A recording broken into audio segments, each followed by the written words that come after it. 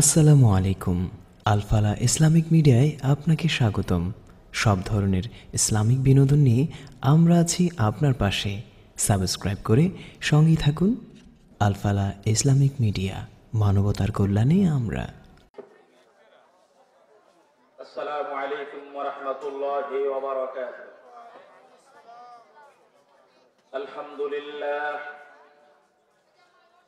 আলহামদুলিল্লাহ নাহমাদুহু ওয়া নাস্তাঈনুহু ওয়া নাস্তাগফিরুহু ওয়া নু'মিনু বিহি ওয়া নাতাওয়াক্কালু আলাইহি ওয়া নাউযু বিল্লাহি মিন শুরুরি আনফুসিনা ওয়া মিন সাইয়্যাতি আ'মালিনা। من يهد الله فلا مضل له ومن يضلل فلا هادي له ونشهد أن لا إله إلا الله وحده لا شريك له ونشهد أن سيدنا وسندنا وحبيبنا وطبيبنا وطبيب قلوبنا وأرواحنا ومولانا محمد الذي أرسله بالحق بشيرا ونذيرا وداعيا إلى الله بإذنه وسراجا وقمرا منيرا. فقد قال الله تعالى في كلامه المجيد وفرقانه الحميد: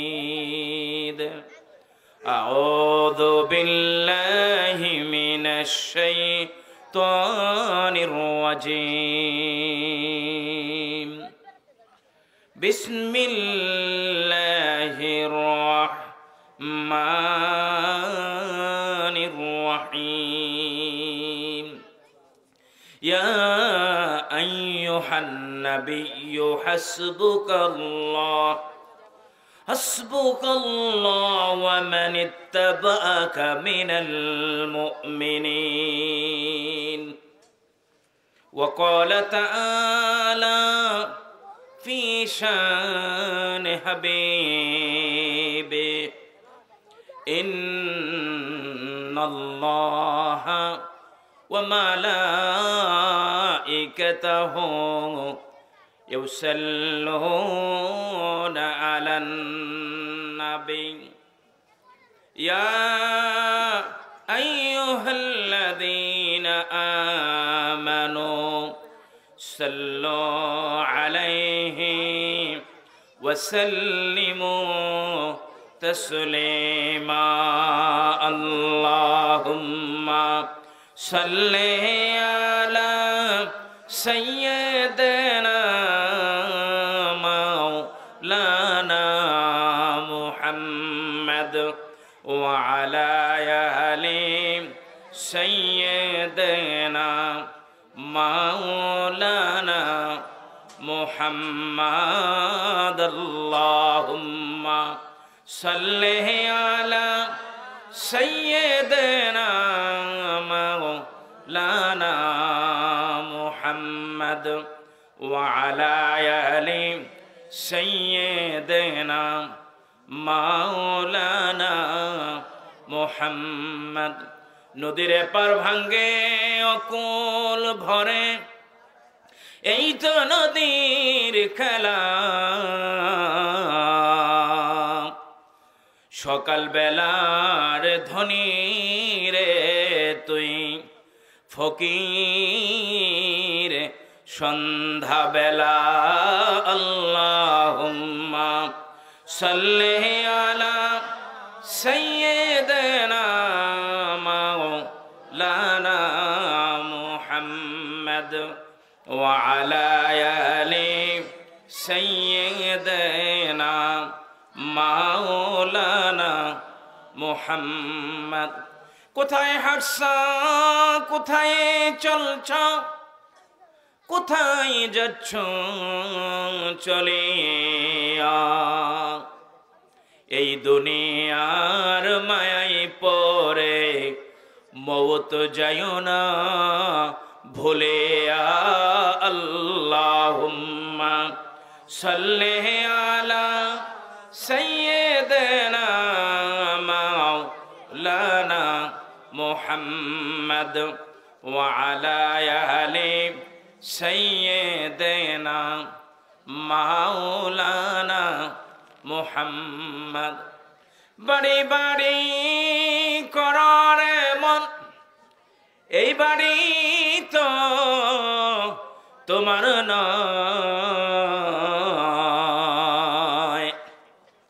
3.5 হাত মাটির নিচে সেই বাড়ি তো তোমার হয়। আল্লাহুম্মা সাল্লি আলা সাইয়্যিদিনা মাওলানা মুহাম্মদ ওয়া আলা আলি সাইয়্যিদিনা মাওলানা মুহাম্মদ। বালাগাল উলা বিকামালিহি কাশাফাদ দুজা বিজামালিহি حسنت جميع خصاله صلوا عليه وآله هجوت محمدا فأجبت عنه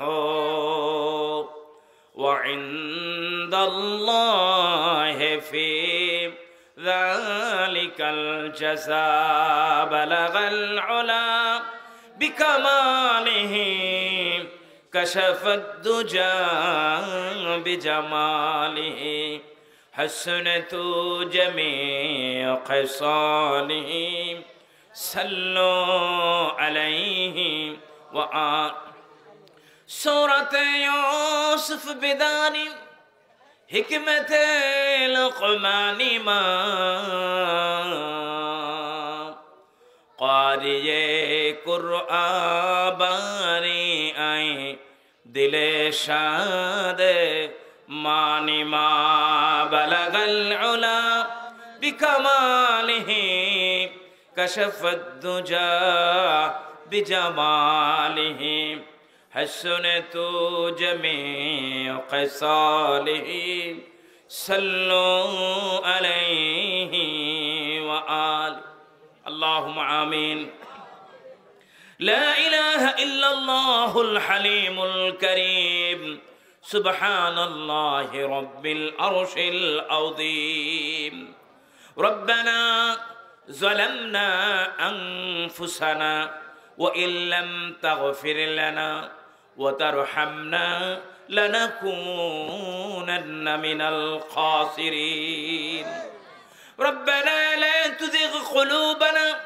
بعد إذ هديتنا وهب لنا من لدنك رحمة إنك أنت الوهاب ربي عني مغلوب فانتصر وأنت أرحم الراحمين نصر من الله وفتح قريب وبشر المؤمنين رب العالمين মহিয়ান গরিয়ান সর্বশক্তিমান মাহবুদ আল্লাহ আল্লাহ গো মধ্যনগর যুব সমাজের উদ্যোগে আয়োজিত আজকের এই সুন্দর তৃতীয় বার্ষিক তাফসীরুল কোরআন মাহফিলে আল্লাহ বাদেশা গুরুত্বপূর্ণ এই সময়ে আমি কিছু কথা বলার জন্য এখানে বসেছি এমন কিছু কথা বলার আপনি তৌফিক দান করুন যে কথাগুলো আমাদের সকলের জন্য হেদায়েতের জরিয়া হয়ে যায় ইয়া ইলাহাল আলামিন যাদের কানের মধ্যে আজকের এই মাহফিলের আহ্বান পৌঁছলো কিন্তু এখনো পর্যন্ত ঘরে বসে রইল দোকানপাটে চায়ের স্টলে গল্প গুজবে বসে রইল আল্লাহ তাদের দিলগুলো, তাদের দেহগুলো আপনি মাহফিল মুখী করে দিন। আল্লাহ মাহফিলের শেষ মুহূর্ত পর্যন্ত, আখেরি মুনাজাত পর্যন্ত আমার প্রতিটি ভাইয়েরা, প্রতিটি মা বোনেরা যেন আমলের নিয়তে আদবের সাথে প্রতিটি কথা শুনতে পারে, সেই তৌফিক দান করে দিন ইয়া রাব্বাল আলামিন। আজকের এই সুন্দর ব্যবস্থাপনার জন্য, আয় আল্লাহ, আজকের এই সুন্দর আয়োজনের জন্য যারা অর্থ দিলেন, যারা শ্রম দিলেন, মেধা দিলেন, পরিশ্রম করলেন, মাথার ঘাম পায়ে ঝরালেন, যারা নেতৃত্ব দিলেন, যারা উলামায়ে কেরামদের মেহমানদারির ব্যবস্থা করলেন, আল্লাহ আমার ভাইদের, আমার মা বোনদের সব রকমের সহযোগিতা গুলাকে আপনি কবুল আর মঞ্জুর করে নিন। আল্লাহ এই সহযোগিতাকে জরিয়া করে আমাদের এই গোটা এলাকার জন্য আপনি একটি শান্তির আবাসস্থল, আর এই মাহফিলটাকে পরকালে সবার জন্য আপনি মুক্তির উসিলা বানায়া দিন।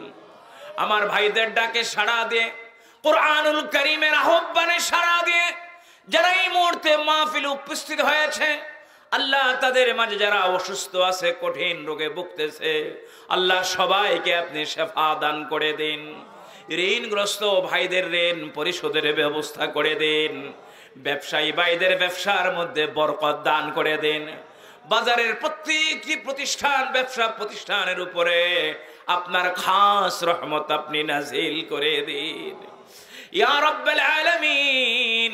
যারা বিদেশের বাড়িতে আছে, মাহফিলে সহযোগিতা করে, বিদেশের বাড়িতে আমাদের ছেলেদের, আমাদের ছোট ভাইদের, আল্লাহ সবাইকে আপনি উত্তম হেফাজতের ব্যবস্থা করেন ইয়া রাব্বাল আলামিন। আল্লাহ এই মাহফিলটাকে জরিয়া করে এই এলাকার মাটির নিচে যত মুর্দেগান ঘুমিয়ে আছে, মুমিন মুমিনাত শুয়ে আছে, আল্লাহ সবার কবরগুলোকে আপনি জান্নাতের বাগান বাড়ায়া দিন। আল্লাহ গো, খাস করে যারা এই মাহফিলে সহযোগিতা করলেন, যারা এই মুহূর্তে মাহফিলে উপস্থিত হইলেন, প্রত্যেকের জনম দুঃখিনী মা, প্রত্যেকের জনম দুঃখী বাবা, আল্লাহ প্রত্যেকের দাদা দাদি, নানা নানি, আপনজন যারা চিরতরের জন্য একাকী অন্ধকার কবরে ঘুমিয়ে আছে, আল্লাহ প্রত্যেকটি কবরকে জান্নাতি নাজ নেয়ামত দ্বারা আপনি ভরপুর করে দিন। আল্লাহ এই মাহফিল, এই যুব সমাজের সংগঠনকে আপনি এক শ্রেষ্ঠ সেবামূলক সংগঠন হিসাবে কবুল আর মঞ্জুর করে নিন। কোন ষড়যন্ত্র, কোন কৌশল যেন এই যুব সমাজের ঐক্যকে ফাটল ধরাতে না পারে, আপনি সব রকমের সুন্দর ব্যবস্থা করিয়া দিন। এই মাহফিল এই ময়দানে প্রতি বছর হয়ে আসে, আল্লাহ কিয়ামত পর্যন্ত এই মাহফিল যেন এই ময়দানে জারি থাকে, আল্লাহ সেই ব্যবস্থা দান করে দিন। আমার প্রত্যেকটি যুবক ভাই, আয় আল্লাহ, যাদেরকে দেখলে মনটা ভরে যায়, মাসের পর মাস এই মাহফিলটাকে নিয়ে কল্পনা করেছে, স্বপ্ন দেখেছে, দীর্ঘদিনের স্বপ্ন আজকের এই রূপ, আল্লাহ তারা যেমন মাহফিলকে নিয়ে ভাবে, আপনার কোরআনকে নিয়ে ভাবে, আল্লাহ আপনার রাবিবের আদর্শকে নিয়ে ভাবে, আপনিও প্রত্যেকটি সন্তানের অন্তরের সব আশাগুলোকে আপনি পুরা করে দেন। আল্লাহ প্রত্যেকটি যুবক ভাইকে ওমর হিসাবে, খালিদ বিন ওয়ালিদ হিসাবে, আলী হিসাবে কবুল আর মঞ্জুর করে দিন। তাকাব্বাল মিন্না ইন্নাকা আনতাস সামিউল আলিম ওয়া তুব আলাইনা ইয়া মাওলানা ইন্নাকা আনতাত তাওয়াবুর রহিম। আলহামদুলিল্লাহি রাব্বিল আলামিন। আজকের মাহফিলের সম্মানিত সভাপতি, বিশিষ্ট সমাজসেবক, প্রাক্তন মেম্বার জনাব ফজলুল করিম শিকদার সাহেব, মাহফিলের প্রধান আলোচক, আন্তর্জাতিক খ্যাতি সম্পন্ন মুফাসসিরে কোরআন, বিশিষ্ট ইসলামী চিন্তাবিদ জনাব আলহাজ হযরত মাওলানা সাদিকুর রহমান আল আজহারি সাহেব, বারাকাল্লাহু ফি হায়াতি।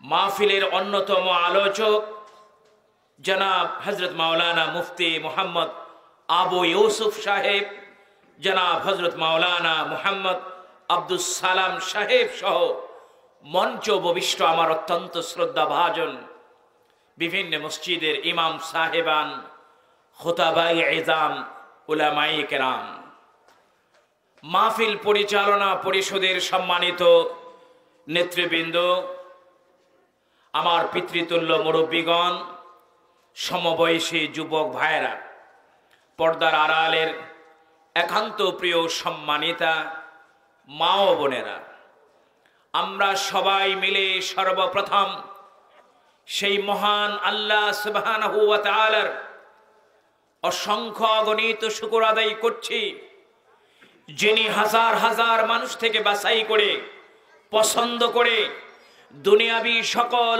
পাপের রঙ্গমঞ্চ থেকে আমাদেরকে বিরত রেখে আজকের এই তাফসীরুল কোরআন মাহফিল তথা জান্নাতের বাগিচায় আল্লাহ পাকের মেহমান হিসাবে বসার সুযোগ করে দিয়েছেন। এজন্য যেই মহান মনিব আমাদেরকে এই সুন্দর সুযোগ করে দিলেন, তার শুকর জ্ঞাপনার্থে আমরা প্রাণ খুলে বলছি আলহামদুলিল্লাহ। আজকের মাহফিলে উপস্থিত হতে পেরে আপনারা খুশি হয়েছেন না বেজার হয়েছেন? খুশির আওয়াজ আসতে হয় না জোরে হয়? একটু জোর আওয়াজ দিয়ে বলুন না আলহামদুলিল্লাহ। আর একটু আওয়াজ হবে নি? একটু আওয়াজ দিয়ে বলেন না আলহামদুলিল্লাহ। প্রিয় ভাইরা, আপনার এই আলহামদুলিল্লাহর আওয়াজ শুনে আল্লাহ সুবহানাহু ওয়া তাআলা আপনার আমার উপরে খুশি হয়ে গেছেন, বলেন আলহামদুলিল্লাহ। যার খুশিতে আপনার আমার কামিয়াবি, নাজাত, বলেন সুবহানাল্লাহ। যিনি খুশি না হলে পরে আপনার আমার নাজাতের কোনো ব্যবস্থা নাই, আসেনি। যারা কোরআনকে ভালোবাসে, যারা আল্লাহকে ভালোবাসে, তাদের জন্য না দুনিয়াতে কোনো সমস্যা আছে না পরকালে কোনো সমস্যা আছে। এজন্য একজন কবি বলেছেন, আল্লাহকে যারা বেসেছে ভালো, দুঃখ কি আর তাদের থাকতে পারে, হতাশা কি আর তাদের থাকতে পারে। আল্লাহকে যারা বেসেছে ভালো, দুঃখ কি আর তাদের থাকতে পারে, হতাশা কি আর তাদের থাকতে পারে। যারা লয়েছে মুখে কোরআনের বাণী, লয়েছে মুখে কোরআনের বাণী, দুঃখ কি আর তাদের থাকতে পারে, হতাশা কি আর তাদের থাকতে পারে। আল্লাহকে যারা বেসেছে ভালো, দুঃখ কি আর তাদের থাকতে পারে, হতাশা কি আর তাদের থাকতে পারে। আমার আল্লাহ বলেন, যারা আমার ভালোবাসা অর্জন করেছে তাদের জন্য দুনিয়াতেও কোনো সমস্যা নাই, কবরেও কোনো সমস্যা নাই, পরকালেও তাদের জন্য কোনো সমস্যা নাই। চিৎকার বলে বলুন সুবহানাল্লাহ। যারা কোরআনুল কারীমকে ভালোবেসেছে, কোরআনুল কারীম যাদেরকে ভালোবেসেছে, এদের দুনিয়াতেও কোনো সমস্যা নাই, পরকালেও তাদের জন্য কোনো সমস্যা নাই। চিৎকার মেরে বলুন সুবহানাল্লাহ। আজকে তাফসীরুল কোরআন মাহফিল, এই তাফসীরুল কোরআন মাহফিল প্রত্যেকটি মুমিনের কাছে দাবি করে, মুমিন হিসাবে তোমরা ঘরে বসে থেকো না, তোমাদের সমস্ত কাজ কর্মগুলো বন্ধ করে দিয়ে আমার আলোচনায় তোমরা অংশগ্রহণ করো। তোমরা যদি এটা করতে পারো, আল্লাহ সুবহানাহু ওয়া তাআলা হাসরের কঠিন মুসিবতের দিনে, যেদিনে এক বিগত উপরে সূর্য থাকবে, মাথার মগজগুলো টকবক করে পড়তে থাকবে, কারো ঘাম থাকবে হাঁটু পর্যন্ত, কারো ঘাম থাকবে কোমর পর্যন্ত, কারো ঘাম থাকবে নাক পর্যন্ত, সেই কঠিন মুসিবতের দিনে আল্লাহ সুবহানাহু ওয়া তাআলা এই কোরআন প্রেমিক মানুষগুলোকে আল্লাহ পাকের রহমতের ছায়াতলে স্থান করে দিবেন। জোরে বলুন সুবহানাল্লাহ, আরো জোরে বলুন না সুবহানাল্লাহ। কত বড় দামি মজলিসে আপনারা বসেছেন। প্রিয় ভাইরা, পর্দার আড়ালের মা ও বোনেরা, এই কোরআনুল কারীমের মাহফিলে যারা সামান্য সময় অংশগ্রহণ করবে, সারাটা রাত ইবাদত করার চাইতে আল্লাহ তাআলা তার আমলনামায় অধিক পরিমাণে সওয়াব দান করবেন। জোরে বলুন সুবহানাল্লাহ। আমার রাসূল বলেছেন, তাদারুসুল ইলমি সাআতাম মিনাল লাইল খায়রুম মিন ইহয়াইহা। ইলমের মজলিসে, জ্ঞান চর্চার মজলিসে সামান্য সময় অতিবাহিত করা সারা রাত জেগে জেগে আমল করার চাইতে অধিক পরিমাণে সওয়াব। জোরে বলুন সুবহানাল্লাহ। এটা কি ইলমের মজলিস না? কি বলেন, জ্ঞানের মজলিস না এটা?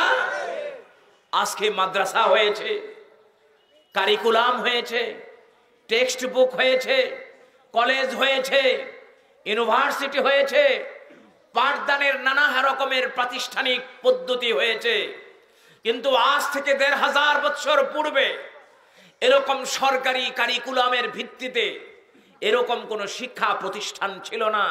তখন বিশ্বনবী সরওয়ারে কায়নাত সাইয়্যিদুল মুরসালিন খাতামুন নবিয়্যিন ইমামুল মুহতাদিন মুহাম্মাদুর রাসূলুল্লাহ সাল্লাল্লাহু আলাইহি ওয়াসাল্লাম আপনার মতো আমার মতো আজকের এই চিত্র নিয়েই সাহাবাই আজমাইনদেরকে শিক্ষা দিয়ে থাকতেন। কথা ঠিক না বেঠিক? যারা হজ্জে গিয়েছেন মদিনাতুল মুনাওয়ারায় রাসূল পাক সাল্লাল্লাহু আলাইহি ওয়াসাল্লামের রওজার উত্তর পাশে বাবে জিব্রাইল দিয়ে ঢুকলে ডান পাশে আপনারা দেখতে পাবেন 1 ফিট উঁচু একটি জায়গা আছে, যেটাকে আসহাবে সুফফা বলা হয়। রাসূল করিম সাল্লাল্লাহু আলাইহি ওয়াসাল্লামের নিবেদিত 70 থেকে 100 জন সাহাবী, আবু হুরায়রার মতো, বেলালের মতো এরকম 100 জন থেকে 70 জন সাহাবী প্রতিনিয়ত সেখানের মধ্যে রাসূল করিম সাল্লাল্লাহু আলাইহি সাল্লাম থেকে পাঠ গ্রহণ করতেন। জুড়ে বলুন সুবহানাল্লাহ। আরো সুসংবাদ হলো, আজকে যারা এই কোরআনুল কারীমের তাফসীরের মাহফিলের মধ্যে বসেছেন, ঠিক এমনি ভাবে একটি মাহফিল হাসরের ময়দানে আল্লাহ সুবহানাহু ওয়া তাআলার সভাপতিত্বে হাসরের ময়দানে অনুষ্ঠিত হবে। জুড়ে বলুন সুবহানাল্লাহ। যেই মাহফিলের মধ্যে হযরতে দাউদ আলাইহিস সালাতু ওয়াস সালাম কোরআনুল কারীম তেলাওয়াত করবেন, সেই মাহফিলের প্রধান অতিথি থাকবেন বিশ্ব বরেণ্য সর্বশ্রেষ্ঠ মহামানব বিশ্বনবী সুলতানে মদিনা মুহাম্মাদুর রাসূলুল্লাহ সাল্লাল্লাহু আলাইহি ওয়াসাল্লাম। জোরে বলুন সুবহানাল্লাহ। আজকে যারা কোরআনুল কারীমের মাহফিলের মধ্যে বসেছে, আমার রাসূল বলেন সেদিন আল্লাহ সুবহানাহু ওয়া তাআলা ডেকে ডেকে আল কোরআনের সেই মাহফিলের মধ্যে তাদেরকে বসায়া দিবেন। চিৎকার মেরে বলুন সুবহানাল্লাহ। এজন্য তাদের জন্য খুশনসিব যারা এই মাহফিলে উপস্থিত হতে পেরেছে এবং তাফসীরুল কোরআন মাহফিলে অংশগ্রহণ করতে পেরেছে। আমার অনেক ভাইয়েরা এখনো পর্যন্ত বাজারে দোকানপাটে বসে আছেন। আমি অনুরোধ করব, বেচাকেনা অনেক হয়েছে, খাওয়া দাওয়া অনেক হয়েছে, আপনি ওখান থেকে যা সংগ্রহ করছেন ওইগুলো কোনোদিন আপনার কোনো উপকার দিতে পারবে না। আর এই মুহূর্তে আপনি এখান থেকে যা কিছু সংগ্রহ করছেন, পৃথিবীর কোনো ঝড় তুফান বৃষ্টি এটাকে ধ্বংস করতে পারবে না। আপনার দেহ থেকে রূহটা চলে যাওয়ার সাথে সাথে ওটার অ্যাকশন শুরু হয়ে যাবে। ওই নেকের ভিত্তিতে আল্লাহ সুবহানাহু ওয়া তাআলা প্রতিটি ঘাটিতে আপনার সাথে মুআমালাত করবে, ব্যবহার করবে। জোরে বলুন সুবহানাল্লাহ। যেই কোরআনকে আপনি শোনার জন্য এসেছেন, সেই কোরআন আপনাকে ছেড়ে দিয়ে যাবে না। রাসূল বলেছেন, যারা কোরআনকে ভালোবাসে, কোরআনের কথাগুলো মানে, কোরআনের কথাগুলো শুনে, আল্লাহ সুবহানাহু ওয়া তাআলা কোরআনুল কারীমের সেই সুপারিশকে গ্রহণ করে তাকে জান্নাতে যাওয়ার জন্য পারমিশন দিয়ে দিবে। জোরে বলুন সুবহানাল্লাহ। এজন্য আমরা শেষ মুহূর্ত পর্যন্ত কোরআনুল কারীমের কথাগুলো শুনতে রাজি আছি না? যদি বলুন রাজি আসেনি? আজকে অনেক শান্তি খুঁজে বেড়াচ্ছে। শান্তি তো আসবে আসলে আল কোরআনের বিধান মানার মধ্য দিয়ে। কথা ঠিক না বেঠিক? এজন্যই আমি বলে থাকি, যেমন তুমি দিলে জমিন, যেমন তুমি দিলে জমিন, দিয়েছো আসমান, সুখের সমাজ গড়তে দিলে তেমনি কোরআন। যেমন তুমি দিলে জমিন, দিয়েছো আসমান, সুখের সমাজ গড়তে দিলে তেমনি কোরআন। তোমার দয়ায় ফুরান, দয়ায় ফুরান, দয়ায় ফুরান। আমাদের ঘরে ঘরে যদি শান্তি আনয়ন করতে হয়, আল্লাহ পাকের বিধান, কোরআনুল কারীমের বিধান ছাড়া আমাদের অন্য কোনো পথ নাই, অন্য কোনো মত নাই। কথা ঠিক না বেঠিক? আসুন আমরা সেই কোরআনুল কারীমকে জানি। আমি আল কোরআনের সূরা আনফালের 64 নম্বর আয়াতটি আপনাদের সামনে তুলে ধরেছি। আল্লাহ সুবহানাহু ওয়া তাআলা এই আয়াতের মধ্যে আমাদের সামনে কি মেসেজ দিচ্ছেন, কি জানাচ্ছেন, সেটুকু আমরা ইনশাআল্লাহ শুনবো এবং সেই অনুযায়ী নিজের আমলকে ইনশাআল্লাহ গড়ে তুলব। আল্লাহ সুবহানাহু ওয়া তাআলা বলতেছেন, ইয়া আইয়ুহান নাবিয়্যু হাসবুকাল্লাহ, হে নবী, আল্লাহই আপনার জন্য যথেষ্ট। বলেন আলহামদুলিল্লাহ। শুধু তাই নয়, ওয়া মানিত্তাবাআকা মিনাল মুমিনিন, শুধু আল্লাহ আপনার জন্যই যথেষ্ট না, বরং আপনাকে যারা অনুসরণ করে, অনুকরণ করে, মুমিন যারা, মুমিনদের মধ্যে যারা আপনার অনুকরণ অনুসরণ করে, আপনার ইত্তেবা করে, তাদের জন্য আল্লাহ সুবহানাহু তাআলাই যথেষ্ট। জোরে বলুন সুবহানাল্লাহ। আজকে মানুষের মাঝে কেমন জানি একটি হতাশা বিরাজ করছে। বিশ্বের দিক দিগন্তে মুসলমানেরা মার খাচ্ছে, পদদলিত হচ্ছে, ঘৃণিত হচ্ছে, নিন্দিত হচ্ছে।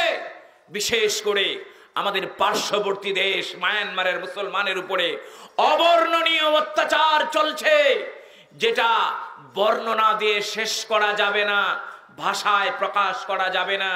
তাদের দেহ থেকে অঙ্গ প্রত্যঙ্গগুলো আলাদা করে ফেলা হচ্ছে। গোশত যেভাবে টুকরো টুকরো করে ভুনা করে মানুষ খায়, ঠিক তেমনি ভাবে এত বড় দামি মুমিনের দেহ থেকে গোশত কেটে কেটে মায়ানমারের মুসলমানদের সেই গোশতকে কাবাব করে খাওয়া হচ্ছে। যেভাবে মুরগিকে গ্রিল কাবাব করা হয় মায়ানমারের মুসলমান ভাইদেরকে গাছের সাথে লটকে, তেমনি ভাবে নিচ দিয়ে আগুন জ্বালিয়ে মুসলমানকে, মুমিনকে তেমনি ভাবে কাবাব বানিয়ে তারা পুড়িয়ে খাচ্ছে। তাদের দেহগুলো ছিন্ন বিচ্ছিন্ন করে নাফ নদীর মধ্যে ফেলে দেওয়া হচ্ছে, অগ্নি কুণ্ডলের মধ্যে মানুষকে ফেলে দেওয়া হচ্ছে, মা বোনদের ইজ্জতকে হরণ করা হচ্ছে। তেমনি ভাবে অবিচার চলছে সিরিয়াতে, তেমনি ভাবে অবিচার চলছে ফিলিস্তিনে, তেমনি ভাবে অবিচার চলছে কাশ্মীরের মধ্যে, তেমনি ভাবে অবিচার চলছে আফগানিস্তানের মধ্যে। এই মুহূর্তে এই অবস্থা বারবার আমাদের মাঝে দেখার কারণে আমরা কেমন জানি হতাশাগ্রস্ত হয়ে গিয়েছে। কিন্তু আল্লাহ তো বলেছেন, লা তাকনাতু মির রাহমাতিল্লাহ, তোমরা আমার রহমত থেকে নিরাশ হইও না। নিঃসন্দেহে আমাদের নিরাশ হওয়ার কোনো কারণ নেই। আমরা আসলে যেভাবে আল্লাহর উপরে ভরসা করছি, যেভাবে ভরসা করা দরকার, তেমনি ভাবে আমরা আল্লাহর উপরে এখনো পর্যন্ত ভরসা করতে পারছি না। যেভাবে আল্লাহর উপরে ঈমান রাখা দরকার, আমরা তেমনি ভাবে আল্লাহর উপরে ঈমান রাখতে পারছি না। যেভাবে আল্লাহর হুকুম আমাদের মানা দরকার, তেমনি ভাবে আল্লাহর হুকুমগুলো আমরা মানতে পারছি না। যেভাবে বিশ্বনবীকে আমাদের অনুকরণ করা দরকার, আমরা তেমনি ভাবে নবীকে অনুসরণ করতে পারছি না। কথা ঠিক না বেঠিক? এই জন্য আল্লাহ পাকের গায়বী মদদ আমরা এখন সরাসরি পাচ্ছি না। নিরাশ হওয়ার কোনো কারণ নেই। রাসূল বলেছেন, মুমিনের কোনো দোয়াই ব্যর্থ হয়ে যায় না। চিৎকার মেরে বলুন সুবহানাল্লাহ, আরো জোরে বলুন সুবহানাল্লাহ। আপনি আমি মনে করছি এই মুহূর্তে যদি আমার দোয়াটা কবুল হয়ে যায়, সব ফয়সালা হয়ে যাবে। আপনি কোনো তাগাদায় গেছেন, কারো কাছে ঋণ পাবেন, আপনি টাকা পাবেন। আপনি মনে করতেছেন আজকে যদি এই 5 লাখ টাকা পেয়ে যাই, আমার সব সমস্যাগুলো সমাধান হয়ে যাবে। আপনার ইলম দিয়ে আপনি এটা চিন্তা করতেছেন, কিন্তু আল্লাহ সুবহানাহু ওয়া তাআলাই ভালো জানেন যে আজকে এই 5 লক্ষ টাকা আনার মধ্য দিয়ে আপনার জন্য কল্যাণ আছে না অকল্যাণ আছে, কি বলেন ঠিক কিনা? এমনটিও হতে পারে যে এই 5 লক্ষ টাকা নিয়ে আপনি বাড়ির দিকে রওনা হয়েছেন, প্রতিমধ্যে একটি দস্যু দল, ডাকাত দল আপনাকে চাকু মেরে টাকাও নিয়ে গিয়েছে আর আপনাকেও এখানে ফেলে দিয়েছে। কি বলেন, এমন ঘটনা হচ্ছে না? হচ্ছে না কি হচ্ছে না? অবশ্যই হচ্ছে। এজন্য আমি বলবো আপনারা হতাশাগ্রস্ত হবেন না। আমাদের যেখানে ভরসা করা উচিত মৃত্যুর আগ মুহূর্ত পর্যন্ত, আমাদেরকে সেখানেই ভরসা করতে হবে। আমাদের যেইভাবে আমল করা দরকার, যেভাবে ঈমান রাখা দরকার, যেভাবে ভরসা করা উচিত, সেই কাজের মধ্যে অবশ্যই আমাদের ত্রুটি রয়েছে, যার কারণে আমরা আল্লাহর পক্ষ থেকে রেজাল্ট পাচ্ছি না। ঠিক না বেঠিক? প্রিয় ভাইরা, আল্লাহ রসুলের কাছে একজন সাহাবা গেলেন, ইয়া রাসূলুল্লাহ, আমার ঘরে তো খাবার নাই।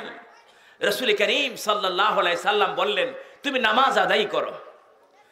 নামাজ আদায় করে রাসূলের কাছে আবার গেলেন, ইয়া রাসূলুল্লাহ, আমার তো খাবারের ব্যবস্থা হয় নাই। আল্লাহ রসুল বললেন, তুমি আবার নামাজ আদায় করো। দ্বিতীয়বার নামাজ আদায় করে রাসূল করিম সাল্লাল্লাহু আলাইহি সাল্লামের কাছে গেলেন, ইয়া রাসূলুল্লাহ, আমার ঘরে তো খাবারের কোনো ব্যবস্থা হয়নি। রাসূল বললেন, তুমি নামাজ আদায় করো। তৃতীয়বার তিনি নামাজ আদায় করলেন। তৃতীয়বার নামাজ আদায় করে যখন তিনি ঘরের ভিতরে প্রবেশ করলেন, যেই জাতা দিয়ে, যেই মেশিন দিয়ে গমকে ফিসে আটা বানানো হয়, ওই মেশিন থেকে পানি যেইভাবে প্রবাহিত হয় ঝর্ণার মতো, তেমনি ভাবে মুষলধারে আটা বের হচ্ছে। জোরে বলুন সুবহানাল্লাহ।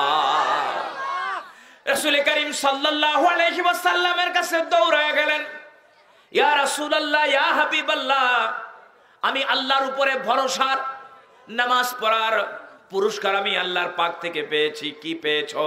আমার জাতা দিয়ে, আমার মেশিন দিয়ে অনবরত আটা বের হচ্ছে। আল্লাহ রসুল বললেন, তুমি কুদরতকে অনুসন্ধান করতে যেও না, আল্লাহর উপরে ভরসা করে থাকো, আর তুমি আটাগুলোকে সংরক্ষণ করতে থাকো। চিৎকার মেরে বলুন সুবহানাল্লাহ। প্রিয় ভাইরা, রাসূল 3 বার কেন বললেন নামাজ আদায় করার জন্য? এই কারণেই তিনি করেছেন যে যেভাবে তার নামাজ পড়া দরকার ছিল, তেমনি ভাবে প্রথমবারে এবং দ্বিতীয়বারে নামাজটি হয় নাই। কথাটা ঠিক না বেঠিক? প্রথমবারে দ্বিতীয়বারে যদি সহি পদ্ধতিতে খুশু খুজুর সাথে নামাজ আদায় হতো, অবশ্যই অবশ্যই দ্বিতীয়বার বা প্রথমবারে সে আল্লাহর পক্ষ থেকে রেজাল্ট পাইতো। এখন আমরা যেভাবে কাজ করি, আল্লাহর উপরে আমরা যেইভাবে ভরসা রাখি, আল্লাহ আমাদের সাথে তেমনি ভাবে মুআমালাত করে থাকেন। কথাটা ঠিক না বেঠিক? প্রিয় ভাইরা, আল্লামা মালিক দিনার রহমাতুল্লাহ আলাইহি হজ সম্পাদন করে বাড়ির দিকে রওনা হয়েছেন। তিনি মরুভূমির মাঝখানে এসে দেখলেন যে একটা কাক তরু তাজা একটা রুটিকে মুখে নিয়ে দৌড়ে কোথাও যাচ্ছে। কাকের চলার গতি দেখে, ভঙ্গি দেখে আল্লামা মালিক দিনার রহমাতুল্লাহ আলাইহি মনে করলেন যে নিঃসন্দেহে তার একটি নির্দিষ্ট গন্তব্য আছে, তার একটি লক্ষ্য আছে, উদ্দেশ্য আছে। যেই লক্ষ্য এবং উদ্দেশ্যে সে পৌঁছার জন্য এইভাবে সে দৌড়াচ্ছে। তিনি এই দৌড়ানো অবস্থা দেখে কাকটার পিছু ধরলেন। এত তরুতাজা একটি রুটি কোথায় সে নিয়ে যাচ্ছে? কাকের পিছন পিছন ধরে ধরে তিনি হাঁটতে লাগলেন। বেশ কিছু দূর যাওয়ার পরে দেখলেন যে পাহাড়ের একটি গুহার ভিতরে কাকটা এই তরুতাজা রুটিটা নিয়ে প্রবেশ করছে। আল্লামা মালিক দিনার রহমাতুল্লাহ আলাইহি সেই পর্যন্ত তিনি পৌঁছলেন। তিনি দেখতে পাইলেন পাহাড়ের গুহার মধ্যে একজন ব্যক্তিকে হাত পা বেঁধে ফেলে রাখা হয়েছে, আর কাকটা এই রুটিটা ছেড়ে ছেড়ে ছিঁড়ে ছিঁড়ে তার মুখের মধ্যে উঠাইয়া দিচ্ছে। জোরে বলেন সুবহানাল্লাহ। আল্লামা মালিক দিনার রহমাতুল্লাহ আলাইহি বলেন, একজন স্ত্রী তার অসুস্থ স্বামীকে যেইভাবে মায়া মমতা ভালোবাসা আদর সোহাগ দিয়ে মুখের মধ্যে খাবারগুলো উঠায়া দেয়, আমার কাছে মনে হয়েছে ওই কাকটা যেন তার অসুস্থ স্বামীকে মুখের মধ্যে খাবার উঠায়া দিচ্ছে। স্বামীরা যখন অসুস্থ হয়ে যায় তখন স্ত্রী যে ভূমিকাটা পালন করতে পারে দুনিয়ার কেউ আর এটা পালন করতে পারে? এটা অন্য কারো কাছে পাওয়া যায়? আল্লাহু আকবার। এজন্য আমার রাসূল বলেছেন, আদ-দুনিয়া কুল্লুহা মাতাউন ওয়া খায়রু মাতাইদ দুনিয়া আল মারআতুস সালিহা। যে দুনিয়ার যত নিয়ামত আল্লাহ দিয়েছেন তার মধ্যে সর্বশ্রেষ্ঠ একটি নিয়ামত হলো একটি নেককার সতী সাধ্বী আনুগত্যশীলা একজন স্ত্রী পাওয়া। কি বলেন ঠিক না বেটি? প্রিয় ভাইরা, পর্দার আড়ালের মা ও বোনেরা, আল্লামা মালিক দিনার রহমাতুল্লাহ আলাইহি এই দৃশ্য দেখে অবাক হয়ে গেলেন, হতবাক হয়ে গেলেন যে কি ব্যাপার, কাকটা এভাবে ছিঁড়ে ছিঁড়ে কেন তাকে খাবার খাওয়াচ্ছে। বড় আগ্রহ নিয়ে আল্লামা মালিক দিনার রহমাতুল্লাহ আলাইহি আরো কাছে গেলেন। যখন তিনি গুহার কাছে গেলেন তখন কাকটা উড়াল দিয়ে চলে গেল। চলে যাওয়ার পর আল্লামা মালিক দিনার রহমাতুল্লাহ আলাইহি ব্যক্তিটার কাছে গিয়ে সালাম বিনিময় করলেন যে ভাই, আপনার এই হালত কেন, এই অবস্থা কেন? তিনি বললেন যে ভাই, আমি এই বছর হজ সম্পাদন করে বাড়িতে ফিরছিলাম, প্রতিমধ্যে একজন ডাকাত দল আমাকে এইভাবে ধরে প্রচন্ডভাবে আঘাত করেছে, আর আমার সাথে থাকা যত মাল আসবাব ছিল এগুলো সব নিয়ে গিয়েছে। তারা আমাকে হাত পা বেঁধে পাহাড়ের এই গুহার ভিতরে রেখে গিয়েছে। আজকে প্রায় 5 দিন হয়ে গেল আমি এখানে অবস্থান করছি। 3 দিন চলে যাওয়ার পরে আমি ক্ষুধার যন্ত্রণায় ছটফট করছি। আমি ক্ষুধার যন্ত্রণায় চোখে আর কিছু দেখতে পাচ্ছি না। আমার চলার ক্ষমতা আমি হারিয়ে ফেলেছি। আমার জ্ঞান শূন্য অবস্থা আমার মাঝে বিরাজ করতেছে। ওই মুহূর্তে আল্লাহ সুবহানাহু ওয়া তাআলাকে আমি বললাম যে আল্লাহ, আপনার রাসূল বলেছে হাজী সাহেবরা হচ্ছে দুয়ুফুর রহমান, আল্লাহ পাকের মেহমান। আমি হজ সম্পাদন করে এসেছি, ডাকাতরা আমার সবকিছু নিয়ে গিয়েছে। আপনি ছাড়া আমার আর কেউ নেই আল্লাহ। কোনোদিন আমি আপনাকে ছাড়া আর কারো উপরে কোনোদিন আমি ভরসা করি নেই। যখনই বিপদে পড়েছি আপনাকে স্মরণ করেছি, সুখের সময় আপনাকে স্মরণ করেছি।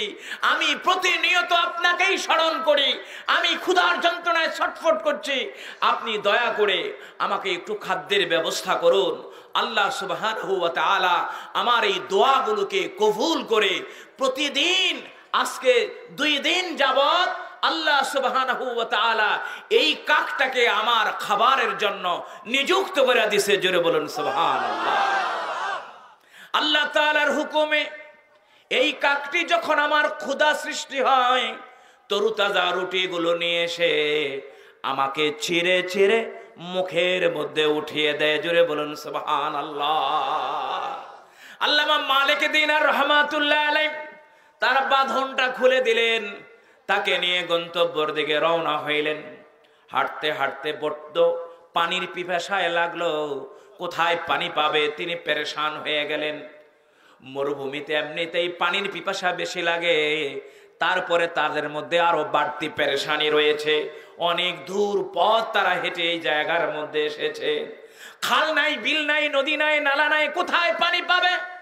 আল্লাহ তাআলার উপরে ভরসা করে সামনের দিকে আগাচ্ছে। হঠাৎ করে তারা দেখতে পাইলেন অনেকগুলো হরিণ একটা কূপ থেকে পানি পান করতেছে। তারা হাঁটতে হাঁটতে কূপের নিকটে চলে গেলেন।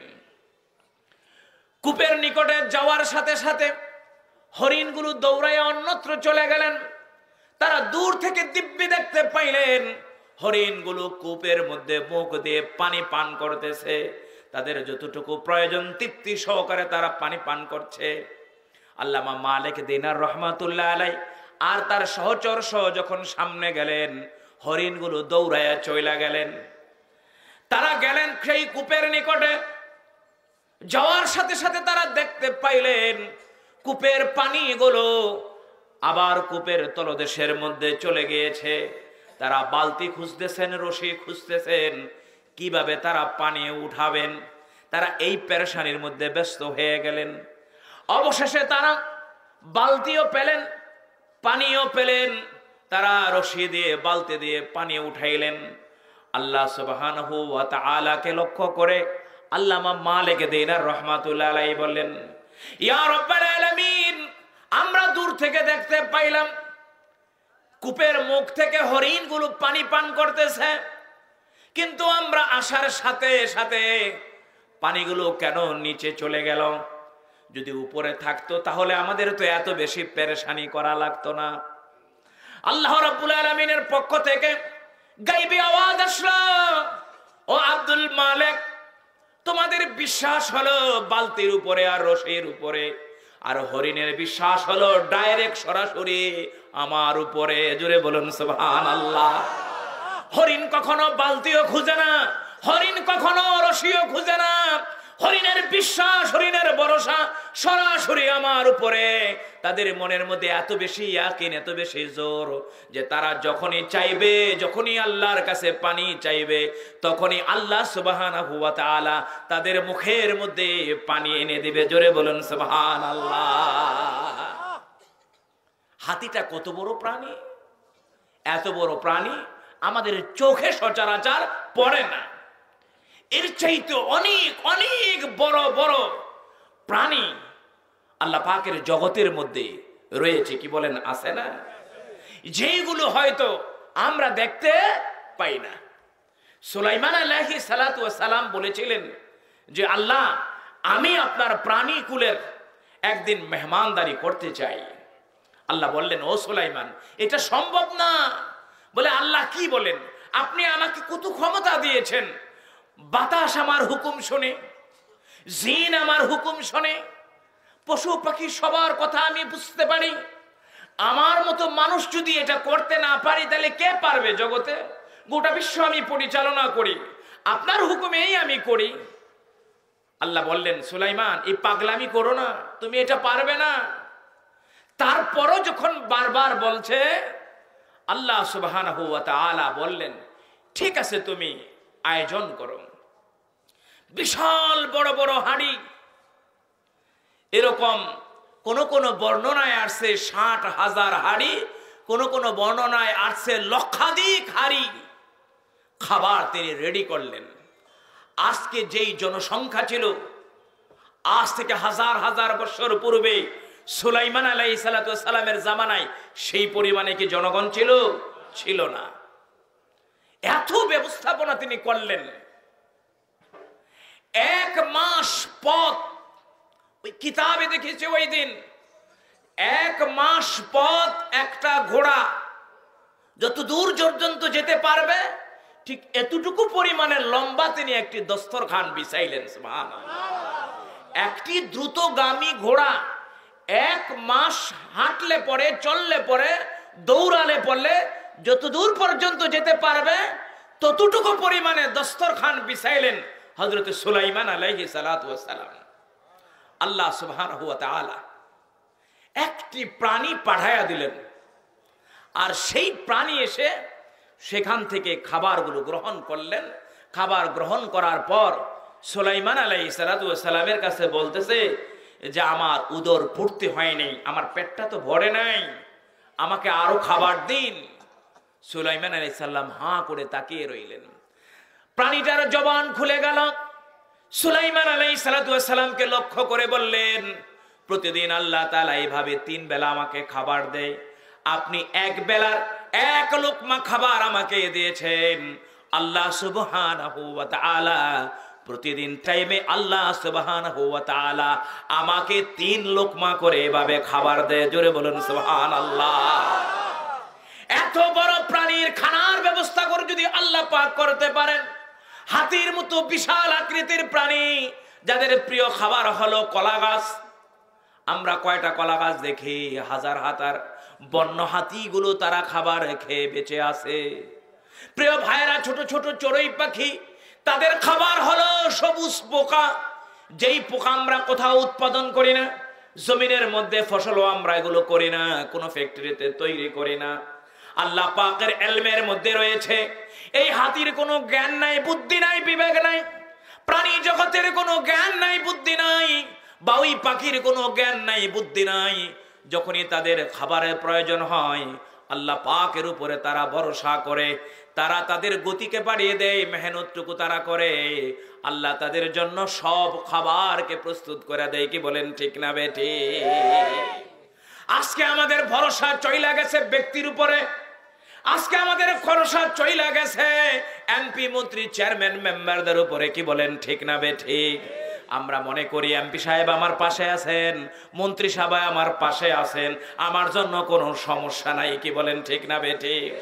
ওই এমপি সাহেব মন্ত্রী সাহেবকে খুশি করার জন্য আমরা পেরেশান হয়ে যাই। আমরা বিদেশে যখন সফর করি ফোন করে জিজ্ঞেস করি এমপি সাহেব, মন্ত্রী সাহেবকে, নেতা সাহেবকে, আপনার কি পছন্দ আমাকে বলেন, আমি নিয়ে আসব। আপনি কি খেতে ভালোবাসেন, আপনি কোন কালারের শাল পছন্দ করেন, আপনি কোন রকমের মিষ্টি পছন্দ করেন। সবাই পেরেশান হয়ে যায়। গ্রাম থেকে কাঁচা তরকারি নিয়ে আসে, বিভিন্ন অঞ্চল থেকে দেশি মুরগি নিয়ে আসে, বিভিন্ন অঞ্চল থেকে মাছ নিয়ে আসে নেতাকে খুশি করার জন্য।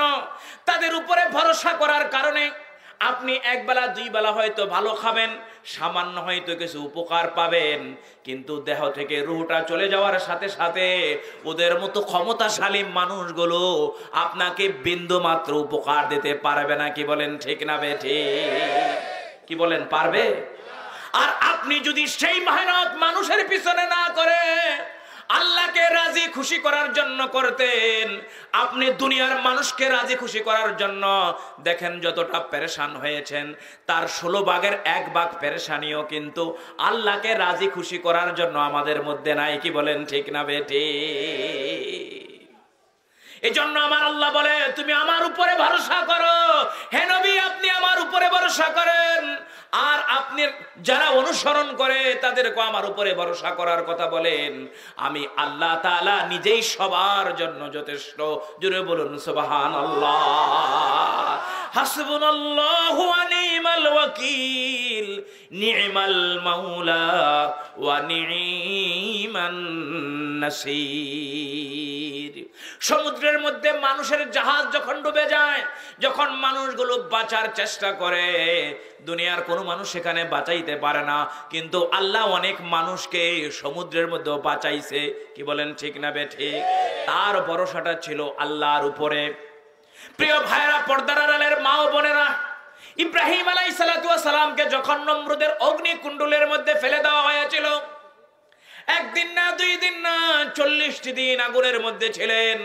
সেই আগুনের পাওয়ার ক্ষমতা এত বেশি ছিল, আকাশ দিয়ে পাখিরা উড়ে যাইতো, পাখিদের সমস্ত পাখগুলো সেই তাপের কারণে জমিনের মধ্যে পুড়ে পুড়ে পড়ে যাইতো। এত তেজি আগুন ছিল। সেই ইব্রাহিম আলাইহিস সালাতু ওয়াস সালামকে এসে পানির ফেরেশতা বললেন, ইব্রাহিম আপনি বলুন, আপনি আমাদের কাছে সাহায্য চাইলে আমরা পানি দিয়ে আগুনগুলোকে নিভিয়ে দিব। জিব্রাইল আলাইহিস সালাম বললেন, হে ইব্রাহিম আপনি বলেন, আপনি যদি সাহায্য চান তাইলে এই দুই পাশের পাহাড়গুলো দিয়ে এই আগুনগুলোকে ধ্বংস করে দেব। ইব্রাহিম আলাইহিস সালাম তাদেরকে জিজ্ঞেস করেছিলেন, তোমরা কার সৃষ্টি? তারা বললেন, আল্লাহর সৃষ্টি। তোমরা যে ক্ষমতার কথা বলছো, এই ক্ষমতাগুলো কে দিয়েছে? বলে আল্লাহ দিয়েছে। বলে তোমরা যদি আল্লাহর সৃষ্টি হয়ে থাকো, তোমাদের ক্ষমতা যদি আল্লাহ পাকই দিয়ে থাকে, তাইলে আমিও তো আল্লাহর সৃষ্টি, আল্লাহর বান্দা। আমি দুনিয়ার কোনো মাখলুকের উপরে, দুনিয়ার কোনো বান্দার উপরে ভরসা করি না। আমি একমাত্র একচ্ছত্র ক্ষমতার মালিক, গোটা সার্বভৌমত্বের মালিক আল্লাহর উপরে আমি ভরসা করি। আল্লাহ যদি ভালোবাসেন, আমি ইব্রাহিম এই আগুনের মধ্যে পুরে ভস্মীভূত হয়ে যায়, আমি ইব্রাহিম এইটার মধ্যে খুশি। জুড়ে বলুন সুবহানাল্লাহ। আর আমি যদি, আল্লাহ যদি বল করে, আল্লাহ যদি ভালোবাসে, আমাকে এখান থেকে রক্ষা করবে। আল্লাহ পাকের কাছে অনেক রকমের ব্যবস্থা আছে। কি বলেন, ঠিক না বেঠি? আল্লাহ আগুনকে অর্ডার করে দিলেন, যেমন ভরসা তেমন কাজ। কোন মাখলুকের উপরে তিনি ভরসা করে নাই, আল্লাহর উপরে ভরসা করেছে। আল্লাহ আগুনকে অর্ডার করলেন, কুলনা ইয়া নারু কুনি বারদাও ওয়া সালামান আলা ইব্রাহিম। হে আগুন, তুমি ইব্রাহিমের প্রতি শান্তিদায়ক হয়ে যাও। আল্লাহ পাকের হুকুমে ইব্রাহিম আলাইহিস সালামের উপরে আগুন শান্তিদায়ক হয়ে গেল। না ঠান্ডা না গরম, শীতাতপ নিয়ন্ত্রিত এক পরিবেশ। আল্লাহ সুবহানাহু ওয়া তাআলা ফেরেশতার মাধ্যমে একদিন ইব্রাহিম আলাইহিস সালামকে জিজ্ঞেস করেছিলেন, জীবনে অনেকগুলো দিন তুমি অতিবাহিত করলা, সবচেয়ে ভালো তুমি কোন দিন ছিলা? ইব্রাহিম আলাইহিস সালাম বললেন, যেই কয়টা দিন আমি আগুনের মধ্যে ছিলাম, ওয়াল্লাহি আল্লাহর কসম করে বলছি, ওই আগুনের মধ্যে অতিবাহিত হওয়া দিনগুলো আমার ভালো কেটেছে। ভরসাটা কার উপরে করেছে? জোরে বলুন, কার উপরে করেছে? আমাদের হায়াতটা কার? মউত কার? ভরসা কার উপরে করা দরকার? কুল ইন্না সালাতি ওয়া নুসুকি ওয়া মাহইয়ায়া ওয়া মামাতি লিল্লাহি রাব্বিল আলামিন। জীবন আমার তোমার জন্য, মরণ আমার তোমার জন্য। জীবন আমার তোমার জন্য, মরণ আমার তোমার জন্য। জীবনে মরণে নয়নে স্বপনে হই যেন তোমারই জন্য। জীবন আমার তোমার জন্য, মরণ আমার তোমার জন্য। আমার ভাইয়েরা, পর্দার আড়ালের মা ও বোনেরা, আমরা সবাই কুরবানি দেওয়ার সময় কিন্তু এই আয়াত পড়ি, কুল ইন্না সালাতি ওয়া নুসুকি ওয়া মাহইয়ায়া ওয়া মামাতি লিল্লাহি রাব্বিল আলামিন। আল্লাহ গো, আমার জীবন তোমার, আমার মওত তোমার, আমার মাল আসবাব সবকিছু তোমার। কিন্তু বড় দুঃখ হয় যখন একটু বিপদগ্রস্ত হয়ে যায়, তখন ব্যক্তির উপরে তার ভরসা চলে যায়। কি বলেন, ঠিক না বেঠিক? আমার রাসূলের এক জোড়া জুতার ফিতারও যদি প্রয়োজন হইতো, কোন দুনিয়ার বান্দার কাছে তিনি মুহতাজ হইতেন না। 2 রাকাত নামাজ তিনি আদায় করতেন। সালাতুল হাজাত 2 রাকাত নামাজ আদায় করে তিনি সরাসরি আল্লাহ পাকের কাছে চাইতেন। ঠিক না বেঠিক? বাদশা আলমগীরের কাছে একজন সাহায্য চাওয়ার জন্য আসলেন। স্বামী স্ত্রী 2 জন ভোরবেলা তার গেটের সামনে দাঁড়ায় রইলেন। জানালার ফাঁকা দিয়ে তিনি তাকায়া রইলেন। বাদশা আলমগীর তিনি ইবাদত করতেছেন। কিছুক্ষণ পরে তিনি হাত উঠাইয়া মহান পরওয়ারদিগারে আলমের কাছে কি যেন চাইতেছেন। আল্লাহ সুবহানাহু ওয়া তাআলার কাছে তিনি চাইতেছেন। স্বামী স্ত্রী 2 ভিক্ষুক তাকায়া দেখলেন, 2 হাত তুলে তিনি কার কাছে যেন কি চাইতেছেন। তারা মনে মনে ভাবলেন আমরা কেন বাদশাহ আলমগীরের কাছে আসলাম। আচ্ছা, আলমগীর যার কাছে চাইতেছে, আমরা বাদশাহ আলমগীরের কাছে না চাইয়া যদি ডাইরেক্ট তার কাছে চাই, তাইলেই তো আমাদের ব্যক্তিত্বটা ঠিক থাকে, ঠিক না বেঠি? আমার রাসূল একদিন, 2 দিন না 3 দিন পর্যন্ত পেটের মধ্যে পাথর দিয়ে বেঁধে রেখেছেন। সহিহ বুখারীর হাদিসের মধ্যে রয়েছে, শীতল পাথরগুলো দিয়ে আল্লাহ রসুল পেটের মধ্যে বেঁধে রাখতেন। যদি রাসূল সাহাবাদের কাছে তিনি কথা বলতেন খাদ্যের কথা, তার কোনো খাবারের অভাব হইতো নি। জোরে বলুন, খাবারের অভাব হইতো নি। কোনোদিন তিনি সাহাবাদের কাছে নিজের প্রয়োজনের কথা বলেন নাই। মেহনত করেছেন, পরিশ্রম করেছেন, প্রক্রিয়া মেনটেন করেছেন, কিন্তু সদা সর্বদা ভরসা করেছেন একমাত্র আল্লাহ সুবহানাহু ওয়া তাআলার উপরে, ঠিক না বেটি? বিশ্বনবী মুহাম্মদুর রাসূলুল্লাহ সাল্লাল্লাহু আলাইহি ওয়াসাল্লাম একদিন আবু বকর রাদিয়াল্লাহু তাআলা আনহুর কাছে কয়েকজন মেহমান দিলেন। কয়েকজন মেহমান দিয়ে বললেন, ও আবু বকর, আপনি তাদেরকে বাসায় নিয়ে মেহমানদারি করে রাত্রির বেলা ঘুম পাড়ায়া দেন। আবু বকর রাদিয়াল্লাহু তাআলা আনহু রাসূলের হৃদয়ের টুকরা ছিলেন, এত বেশি ভালোবাসতেন, নিজের জীবনকে এত বেশি ভালোবাসে না, ঠিক না বে ঠিক? জীবনের অর্জন করা সব মাল আসবাব গুলো রাসূলের মহব্বতে দ্বীনের জন্য তিনি উৎসর্গ করে দিয়েছেন, ঠিক না বেটি? এমন ভাবে উৎসর্গ করেছেন, অবশেষে অনেক দিন এমন হয়েছে আবু বকরের ঘরের মধ্যে কোনো খানার ব্যবস্থাও ছিল না। নিজে সমস্ত কিছু দিতে দিতে সালার পোশাক পর্যন্ত পরিধান করেছেন। চিৎকার মেরে বলুন সুবহানাল্লাহ। তবুকের যুদ্ধে যখন বিশ্বনবী সবার কাছে সাহায্য চাইলেন, আবু বকর রাদিয়াল্লাহু তাআলা আনহু ওজর নয়ে কান্না করতেছেন, কি নিয়ে? তাবুক যুদ্ধের জন্য তিনি সাহায্য করবেন। ওমর রাদিয়াল্লাহু তাআলা আনহু তার সম্পদের অর্ধেক দিয়ে দিলেন। উসমান রাদিয়াল্লাহু তাআলা আনহু তার সম্পদের 3 ভাগের 1 ভাগ দিয়ে দিলেন। আবু বকর কি নিয়ে উপস্থিত হবে? তার মেয়ে আসমা বিনতে আবি বকর বললেন, বাবা কিছু নাই। কে বলেছে? মটকির মধ্যে কিছু আটা আছে, আমি একটা কাপড় দিয়ে এগুলো পেঁচায়া দেই, আপনি এগুলো নিয়ে রাসূলের দরবারে হাজির হয়ে যান। মসজিদে নববীর মধ্যে সবার সামনে তিনি এভাবে সাহায্য গ্রহণ করতেছে। আবু বকর সামান্য আটা নিয়ে কিভাবে রাসূলের সামনে উপস্থিত হবেন লজ্জাবোধ করতেছেন। মসজিদে নববীর দক্ষিণ পাশে মেহরাবের পাশে দাঁড়াইয়া, খোলা জায়গাটা আপনারা দেখেছেন, হেলান দিয়ে আবু বকর রাদিয়াল্লাহু তাআলা নজর নয়নে কান্না করতেছেন। আল্লাহ পাক গায়বী আওয়াজ দিয়ে বললেন, হে আমার হাবিব, আপনি জানেন না আবু বকর সামান্য আটা নিয়ে কিভাবে উপস্থিত হবে, এই জন্য মসজিদে নববীর দেয়ালের পাশে দাঁড়াইয়া কান্না করতেছে। আমি জানাইয়া দিচ্ছি আপনার মাধ্যমে, আজকে যারা দান খায়রাত করেছে সমস্ত দানের মধ্যে আবু বকর রাদিয়াল্লাহু তাআলা আনহুর দানটা আমার কাছে অতি প্রিয় পরিগণিত হয়েছে। কারণ তার সামান্য আটা ছিলেন, সামান্য আটা নিয়ে আসছে। আবু বকর বলতেছে, ও আসমা, তুমি খাবারগুলো নিয়ে যাচ্ছ, তাইলে আমাদের কি অবস্থা হবে?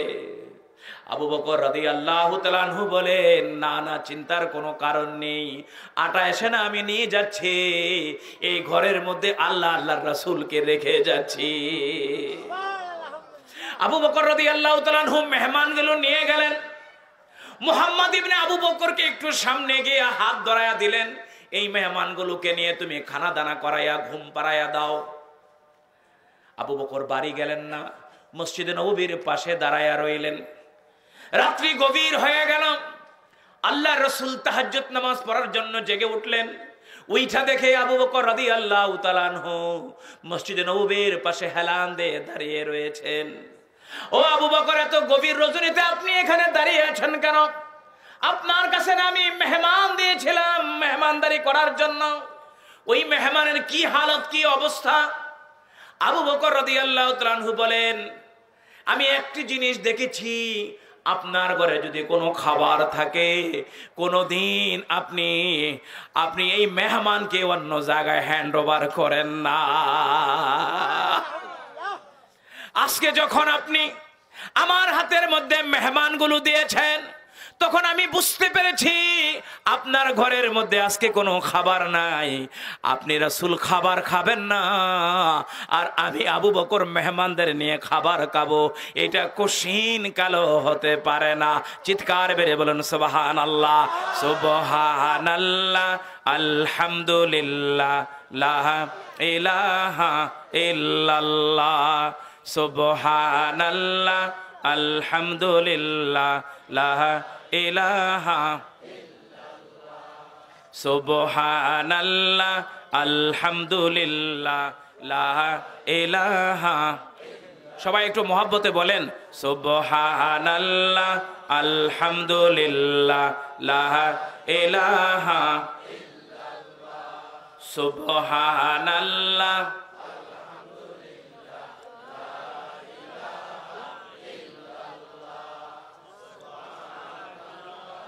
আলহামদুলিল্লাহ, লা ইলাহা, সুবহানাল্লাহ, আলহামদুলিল্লাহ, লা ইলাহা,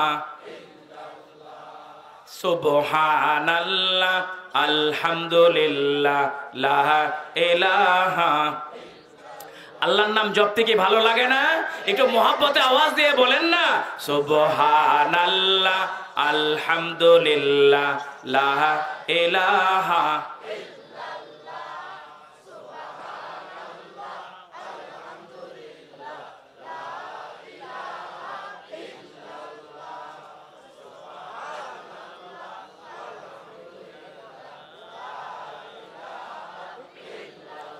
লা ইলাহা ইল্লাল্লাহ মুহাম্মাদুর রাসূলুল্লাহ। রাসূল এত কষ্ট করেছেন, কোনোদিন কারো উপরে ভরসা করে নাই, কোনোদিন কোনো ব্যক্তির কাছে সওয়াল করে নাই, ঠিক না বেঠি? প্রিয় ভাইরা, আল্লামা মালিক দিনার রহমাতুল্লাহ আলাইহি আল্লাহ আওয়াজ দিয়ে বললেন, ও মালিক, তোমরা রশির উপরে বালতির উপরে খানিকটা ভরসা করো বিদায় আমি রশি আর বালতি ছাড়া তোমাদেরকে পানি দেই না, আর হরিণেরা সরাসরি আমার উপরে ভরসা করে, এজন্য আমি আল্লাহ সুবহানাহু ওয়া তাআলা তাদেরকে ডাইরেক্ট পানির ব্যবস্থা করে দেই। জোরে বলুন সুবহানাল্লাহ, জোরে পড়ুন আলহামদুলিল্লাহ। আমাদের সম্মানিত প্রধান আলোচক, আন্তর্জাতিক খ্যাতি সম্পন্ন মুফাসসিরে কোরআন, বিশিষ্ট ইসলামী চিন্তাবিদ জনাব আলহাজ হযরত মাওলানা সাদিকুর রহমান আল আজহারি সাহেব আমাদের মাঝে এসে উপস্থিত হয়েছেন, বলেন আলহামদুলিল্লাহ। আমাদের মঞ্চের উপস্থিত হয়েছেন আজকের মাহফিলের বিশেষ অতিথি, বিশিষ্ট সমাজ সেবক জনাব আলামিন ইকবাল সাহেব।